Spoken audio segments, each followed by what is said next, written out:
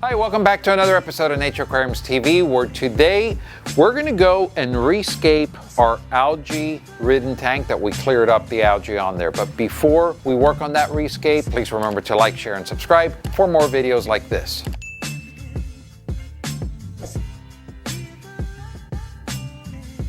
You've seen the series on this tank over here, which, by the way, I'll post a link to it at the end of the video so you guys can watch the series. But this was our 60U UNS tank. We kind of let it get really overgrown in algae, and now we've corrected all the algae issues. We have all these things corrected, but the tank really needs a overhaul in planting, and we need to fix a couple of things that over the time has fallen.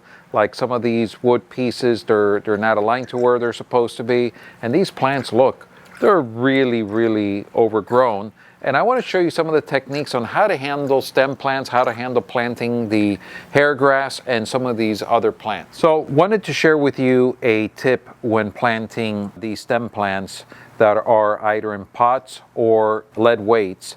And instead of you trying to pull them out, you really need to trim them. You're not going to reuse the bottom part of the stem because you want to force the plant to grow new roots. So what I like to do is bring them up to here and just trim like that. You're going to throw that piece out. Once again over here, get them out, and you're only going to replant about that much. That's all you want. You actually want to hit the substrate to make sure you get an inch, inch and a half to 2 inches, and only the tops are going to be showing. Don't worry, in about 2 weeks, these things will have doubled in size. One of the things that you want to keep in mind when trimming stem plants, they're going to grow really tall, and if they could grow out of the tank, they would grow about this tall. So your first instinct is going to be obviously to trim them like this, but you need to understand that these tops are actually quite valuable, because this is what you should be replanting in the tank to regrow, because the bottom stems that are left over are not going to end up really growing that nice. Depending on the stem plant, some of them may grow additional shoots and become bushier, but the majority of them, after 1 or 2 trimmings, you're going to have to pull out the old stem and just replant the tops. So let's save all these for replanting. Now this tank is far too overgrown to really give it some sort of shape. So the first thing we are going to do is to pretty much trim everything and replant to get this tank into a little bit of shape. We have this Ludwigi over here, which frankly is a little bit too big for the layout here. We're probably gonna end up pulling this out and planting a smaller plant, kind of like this Rotala over here, to give it a little bit of color, and then trim these guys as well.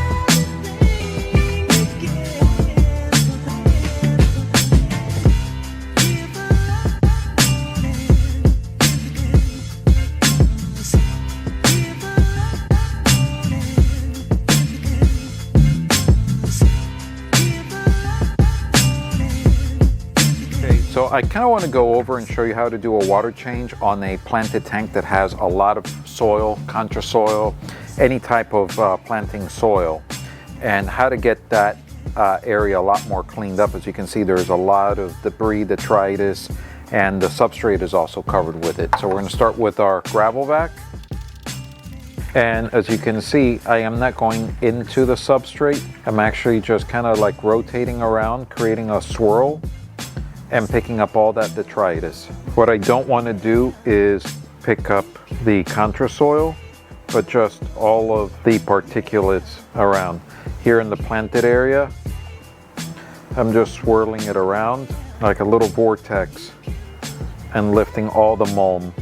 Be careful not to pick up any freshly planted plants or plants that are still setting roots.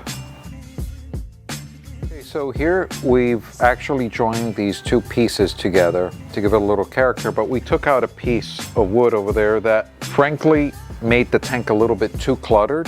I kind of want to go with the direction of just having the stronger piece onto one side and leaving a little more room for plants. So inside here, I planted mini bulbitis, which is a fern, and I think that'll play nicely with the Java narrowleaf and the bucephalandra that are all planted in here.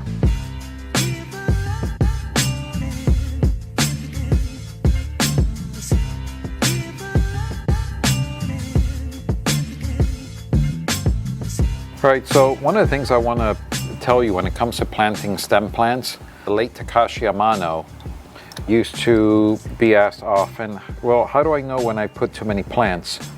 And his answer was, if you see an open spot, if you see some dirt, go ahead and plant. And that's something you should follow when doing stem plants. You want to cover as many square inches of the open area as you can. That's going to yield you the best looking growth and results. And to make it easier on yourself, kind of plant from the back to the front, so that way you can see where you're planting and where you need additional plants. When dealing with hair grass, you're best off separating your tissue culture pot of hair grass into little plugs. As you work with it with your fingers, you'll see that there's little nodules like that, and those are going to be your plugs. And then they're going to throw runners and they're going to go and separate and propagate. Same rule applies how far apart you can. Well, the closer you put them in together, the faster it's going to carpet.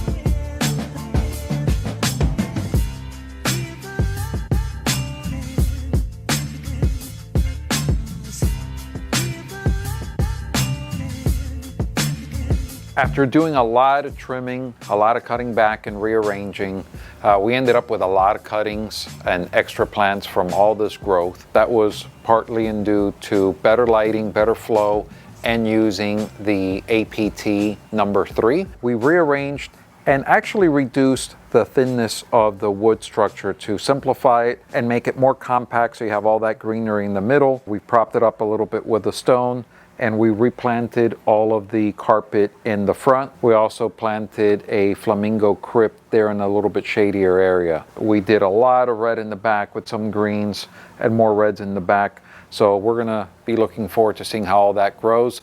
Thank you so much for watching. Use our comment section below for questions, comments, and also let us know what other videos you'd like to see that we can produce for you guys.